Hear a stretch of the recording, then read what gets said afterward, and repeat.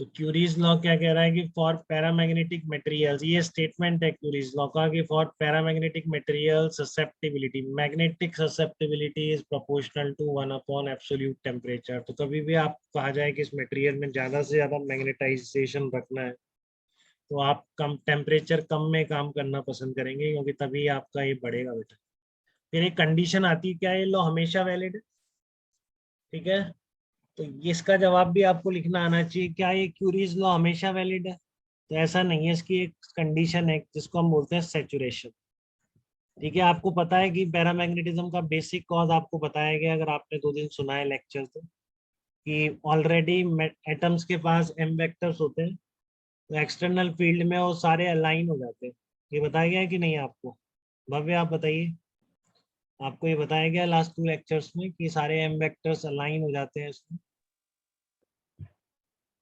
ये रयान आवाज अनम्यूट करो, आपकी भी आवाज नहीं आ रही। मैंने फिर वो तो नहीं कर दिया कि? यस सर, बताया था। हाँ चलो ठीक है बेटा। ओके कृष्णा। तो जो आपका एम वेक्टर्स होते हैं सारे अलाइन हो जाते हैं। ठीक है, बट आपके देखो एम वेक्टर्स तो कहीं से पैदा हो गए तो आ नहीं रहे। ठीक है ना, मॉलिक्यूल्स हैं जितने मैक्सिमम हो सकते हैं वो सारे अलाइन हो गए। ठीक है, सारे के सारे, वेरी गुड नमन। तो सारे अलाइन हो गए आपके जो जितने एम वेक्टर थे। ठीक है ना, तो उसको बोलते हैं सेचुरेशन। तो अब आप और टेम्परेचर कम कर रहे हो, सोचो और काई बढ़ेगा तो अब कहाँ से बढ़ेगा भाई? ठीक है ना, अब आपका आई फिक्स हो गया। आई होता है per unit volume magnetic moment. जब सारे एम वेक्टर्स अलाइन हो गए हैं तो अब और कहाँ से लाओगे, और तो नहीं आते। ठीक है, तो इसलिए कहते हैं क्यूरीज लॉ कब तक वैलिड है? Magnetization increases up to a particular value of M S. ठीक है ना, तो इसका मतलब वही है कि सारे इस डायग्राम से समझ में आ जाना चाहिए आप। आगे लिखा हुआ भी होगा, अभी जस्ट मैं यहाँ पे ब्रीफ कर दिया इसलिए मैंने थोड़ी स्लाइड डाल दी, जिससे पिक्चर से क्या दिमाग में याद हो जाता है। ठीक है ना, अब लिखा हुआ तो आप पढ़ते कम हो, आप थोड़े आलसी तो होते ही हो, तो लेकिन इस तरह की पिक्चर दिमाग में रहेगी तो क्यूरीज लॉ रट जाएगा सबको कि जो आपकी ससेप्टिबिलिटी है, पता नहीं कितने लोग पढ़ के जाने वाले हैं फाइनल एग्जाम में इसको। तो कुछ भी याद रहा तो एटलीस्ट इतना ही याद रहा, तो क्या पता इस तरह का आ जाए, क्यूरीज लॉ किस तरह के मटेरियल्स के लिए है। ठीक है ना, तो डायमैग्नेटिक्स के लिए, कंडक्टर के लिए, इंसुलेटर के लिए, पैरामैग्नेटिक के लिए, तो आपको याद आना चाहिए पैरामैग्नेटिक मटेरियल्स में क्यूरीज लॉ लगता है। इतना ध्यान देना जरूरी। और क्या है कि आपका जो सारे एम वेक्टर्स अलाइन हो जाते हैं। ठीक है, अगर आप टेम्परेचर कम करते हैं तो, लेकिन एक लिमिट है उनके अलाइनमेंट की, जब सब अलाइन हो गए तो और नहीं आते फिर। ठीक है, तो कहाँ तक लगता है, जब तक कि सैचुरेशन नहीं आ जाता तब तक ये इसको फॉलो करता है, उसके बाद फिर कांस्टेंट हो जाती है फिर नीचे। ठीक है, तो स्मॉल पॉजिटिव ये वापस वही आ गया है, डबल डबल रिपीट होता है। नहीं, किसका है? अच्छा, ये इसमें पहली बार आ रहा है।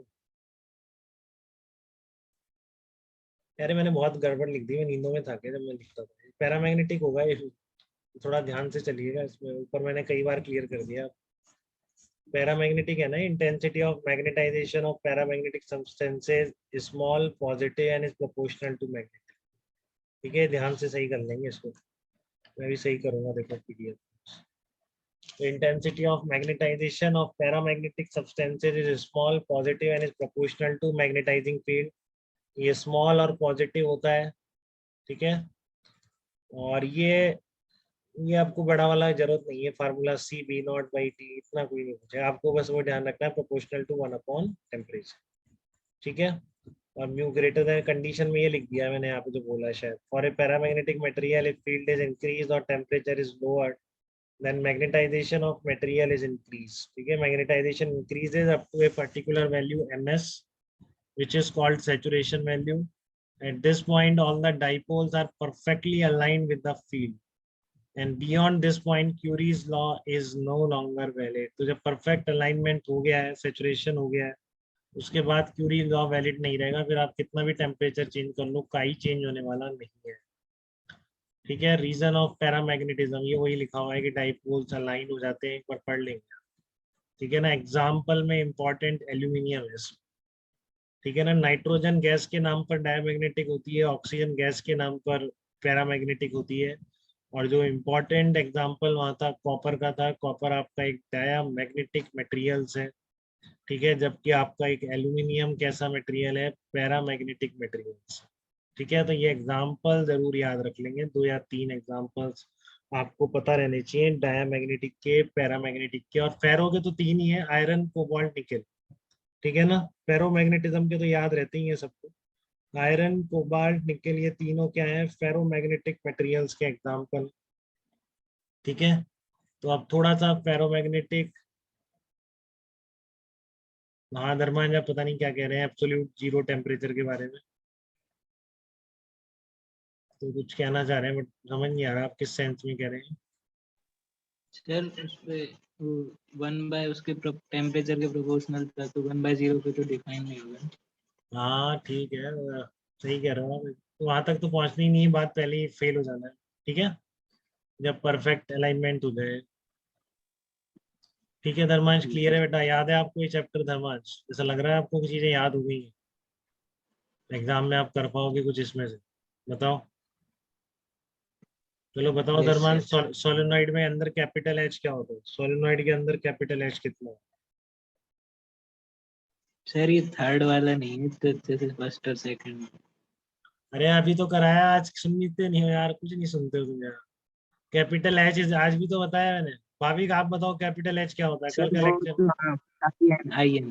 हाँ बस यही तो पूछ रहा हूँ, सोलेनोइड और इतना तो याद कर लो यार, कुछ तो लेके जाओ 2-3 घंटे में से।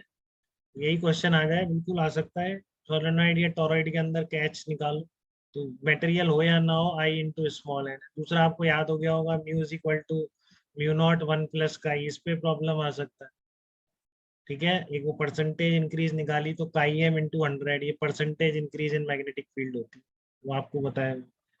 ठीक है ना, तो ये न्यूमेरिकल तो बहुत सिंपल है, अभी थोड़ा बहुत रहेगा तो उस टाइम पे थोड़ा कॉन्फिडेंस रहता है दोबारा पढ़ने का, अभी ध्यान ना भी दे रहा हूँ। मैथ में मैंने सुना है होमवर्क बहुत मिल रहा है, तो